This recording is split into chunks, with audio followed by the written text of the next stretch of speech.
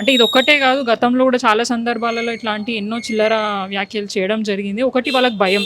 And మనం రీసెంట్‌గా జూషినాము చిన్న పిల్లలైన వాళ్ళ పిల్లలు వాళ్ళ అమ్మ గెలుపు కోసం తిరుగుతుంటే వారి మీద అండ్ క్యాండిడేట్ అయిన సునీతమ్మ గారి మీద ఇల్లీగల్ కేస్ పెట్టి ఇప్పుడు వాళ్ళని ఇబ్బంది పెట్టడం చేస్తుంది.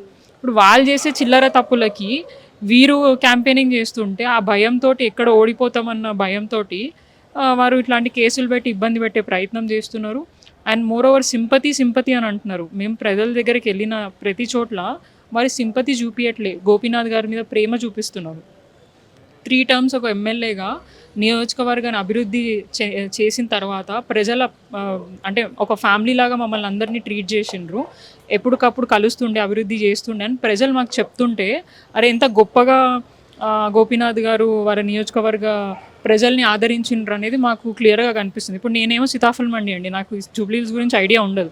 కానీ ఈరోజు సునీతమ్మ గారితోని ఇంటింటికి వెళ్ళిన ప్రతి దగ్గర ప్రతి ఇంటికెళ్ళినా కూడా గోపీనాథ్ గారి ఏదంటారు గుర్తుంది. పండగల టైంలో వారు చేసే ప్రోగ్రామ్స్‌కి సంబంధించిన గిఫ్ట్సే కానివ్వండి, లేదంటే గవర్నమెంట్ పరంగా వారికొచ్చే స్కీమ్సే గాని అవన్నీ వారు చూపియడం జరుగుతుంది.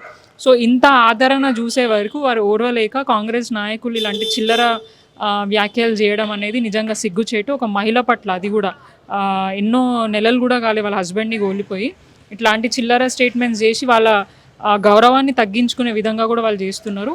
ప్రజలు ఖచ్చితంగా బుద్ధి చెప్తారు. రానున్న రోజుల్లో డెఫినెట్‌గా ఏదైతే రిజల్ట్ ఉందో గట్టి రిజల్టే ఇస్తారు. బీఆర్ఎస్ పార్టీని గెలిపిస్తారు. కాంగ్రెస్‌కి బుద్ధి చెప్తారు.